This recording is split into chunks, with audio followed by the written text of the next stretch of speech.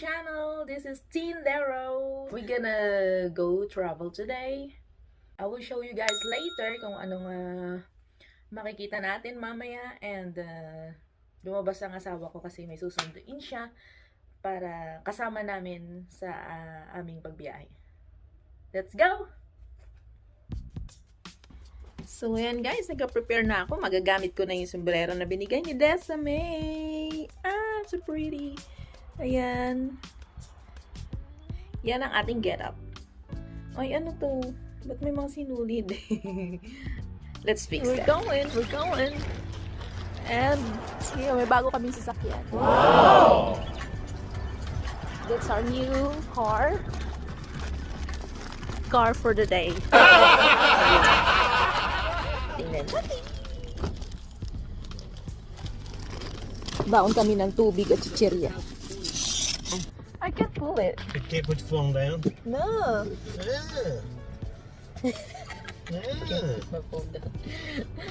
Hindi ko mahila ang aking seatbelt. Yan. Yan. Okay na. Let's go, darling. I gotta call Tina. She'll answer. Desame, here's your hat. Akin na pala kasi binigay mo. Thank you so much for this. Ngayon, gamit ko na siya. With my new outfit. Oh, Toyota Corolla 2020. That's it. It's a new car. Pero hindi sa amin. Car for the day. It's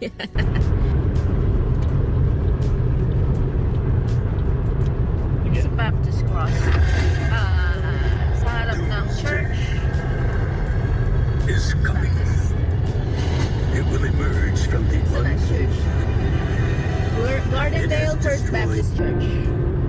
That's a good Dito turn. lang kami dito sa may Dunkin' Donut drive-thru.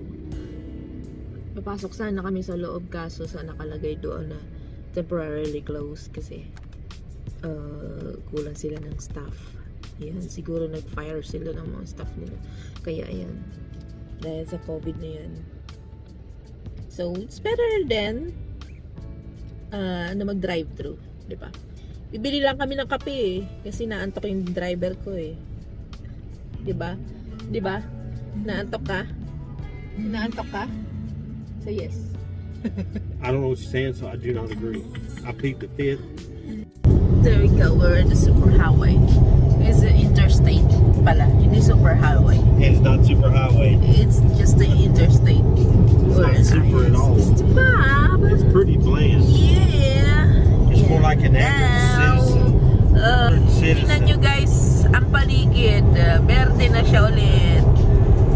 It's an Tapos average na talaga, highway. tapos na ang winter pero chilly pa rin. And alam yung chilly, medyo malamig-lamig, mahalumigmig pala.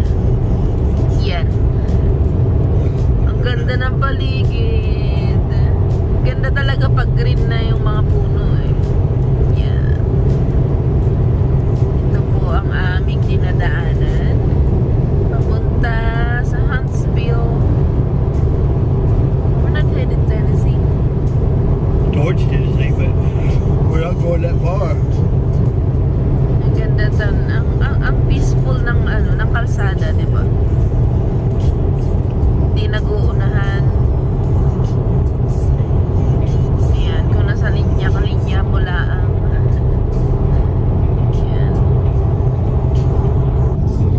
yan guys, ganito ko safe mag-drive pero ako'y takot pa din. Ako mag-drive, hindi ako makalayo ng bahay pag off day ko kasi hindi ako nag-drive. Kaya sa bahay lang ako nagpa-vlog. Ayan. We're going to meet his family, his sister and kanyang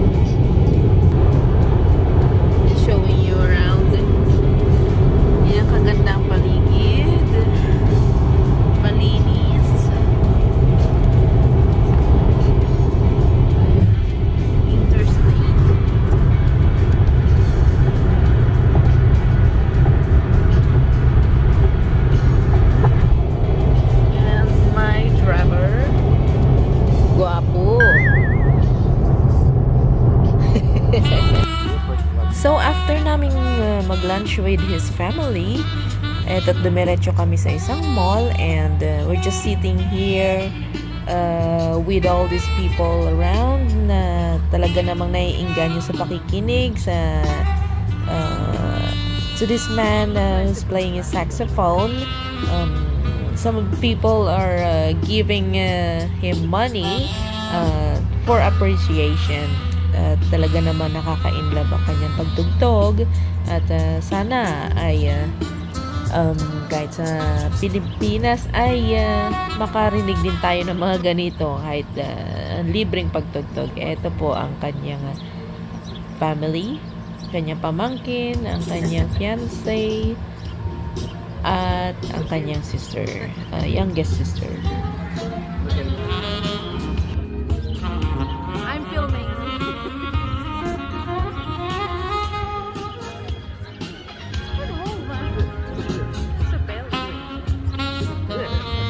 We just got to spend time with them and ayun, naka-alis na sila. Nakabili ako ng headband. Paano ba to isuot? Tama ba? Ganyan. You want pulled pork ribs? Yeah. Bibili siya na pang dinner namin. Pork ribs. You want ribs or pulled pork? Or Ribs. ribs? Bibili siya ng barbecue pang dinner namin doon sa... Kasi mag-stay kami sa cabin. Cabin? Ano ba tawag doon? So out of town kami, guys. Nasawa ko ngayon. Just because we met his family and not the whole family but some of the members of his family, and we enjoyed so much spending time together. Paano ko ba ayos ang aking yan. Saka iba tong kotse na to, so may pwede kong ilagay pala sa dashboard. Ayan! Ganun pala yun. So habang nakastop ang sasakyan at nabili ang asawa ko ng pang dinner namin. Ang oras dito, guys, ay 5:15 ng hapon. So 5:15 ng hapon, pero ang araw ay parang alas 2 sa Pinas. Ang taas pa din. Liwanag. Lulubog ang araw, mamayang alas 8 pa. So ganun, guys. So habang nandito kami sa labas, we just spend time there, walking at the mall, window shopping. At ito lang po nabili ko sa mall na yun kasi mahal ang mahal ng mga paninda. So yan. Ganyan daw ang mag-headband. Kailangan ko ng gupitan ng aking bangs. Yan. Ganyan daw ba? Tama ba? Ganyan. Pag manipis yung kanyang tawag doon stem, kinakapitan ng mga burloloy. Yan. Kailangan itago para mukhang top lang ang nakikita. So ayan, pangit pala talaga ng hair ko. Hindi pa kasi ako nakakapagpagupit. Mula nung dumating ako dito sa Amerika, guys, ay isang beses pa lang ako nagpagupit. And you know how much it cost? Parang $42. At ang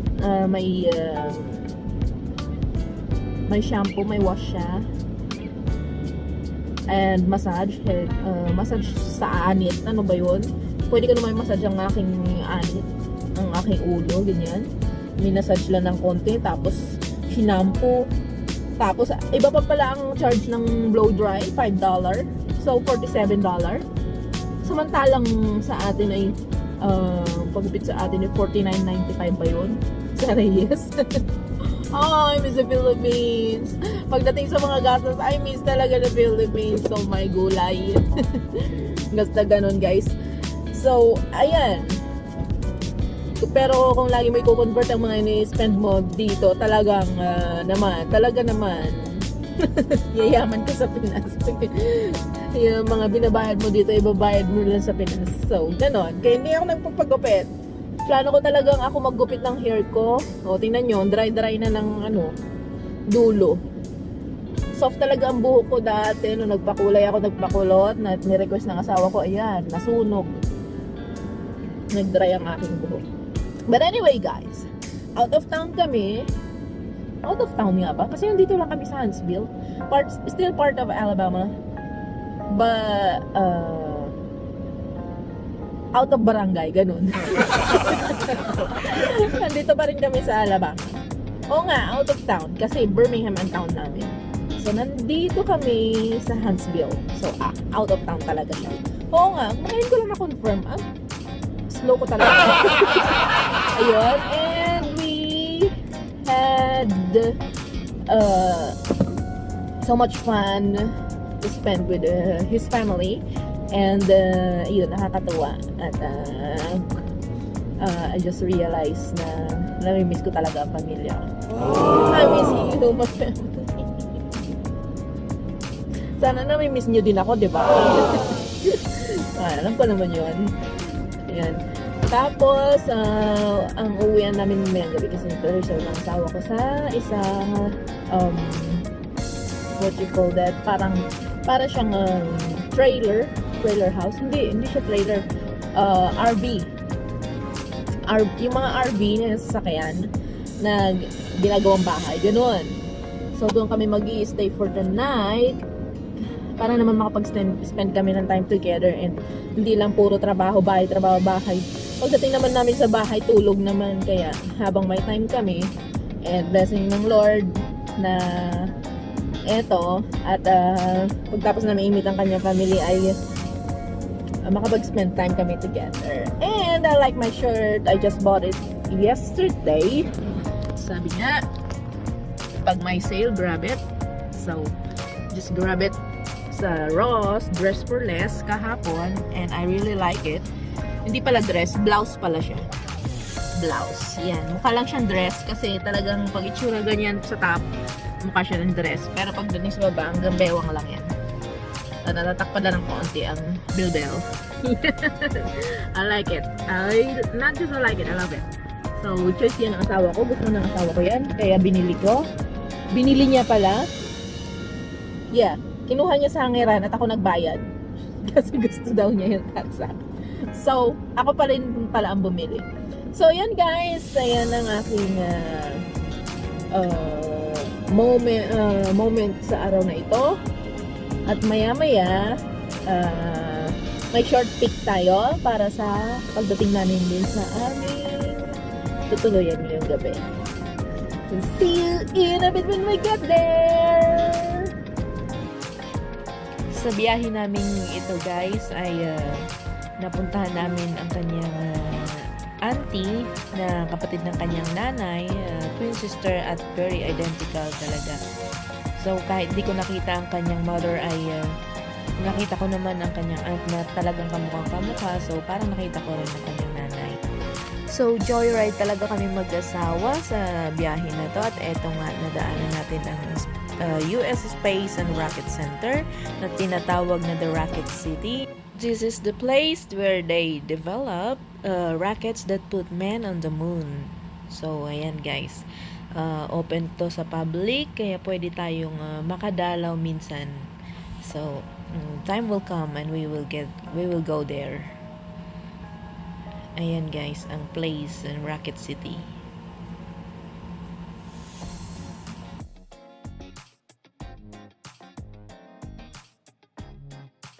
At syempre, dahil napadalaw sa kanyang pinagmulan, hindi niya makakalimutan na dalawin ang kanyang grandmother. Yan. So, dito, hinahanap ng asawa ko ang libingan ng kanyang grandma, kung sino ang nag-alaga sa kanya, nagpalaki. At ay mahal na mahal talaga niya. Pero hindi niya mahanap ang libingan ng kanyang lola. Kaya yan, nabigo ang aking asawa. This time naman ay we're on the way sa aming tutuluyan, yung nirentahan naming RV kung saan kami ay mag-overnight. Since panghapon naman kami sa work kinabukasan, so we really plan to do this and stay out for just one night and ma-experience din naman namin kung paano ang feelings na mag-stay out at mag-enjoy din paminsan-minsan. Kaming dalawa lamang and we'll show you guys later ano makikita nyo sa RV na aming tutuluyan. Here we go. Hey, what's up? We're we're here at the cabin. Is No, that, you know, trailer. Trailer daw. Yes, this is a trailer, guys, that they build it A mobile home. as a mobile home. It's a 1947 Spartan. It was made in 1947. They totally remodeled it. It is so Yes, cool. It's cool. It's really pretty. You really wish you could live in here.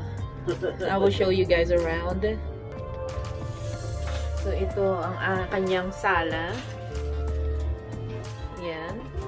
While she's doing that, I'm Chairs in gonna, here. Yan, there's a cabinet there. Yan, ano siya, dresser.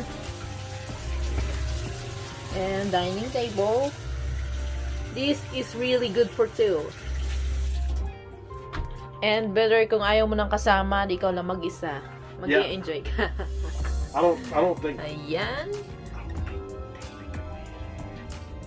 Yes, there. And it smells good, guys. Again, It ipiprepare na smells really siya good, don't it? ng pagkain. It smells really clean. Itong mga aparador, dalawa. Yan. Yan. Ang kanyang aparador.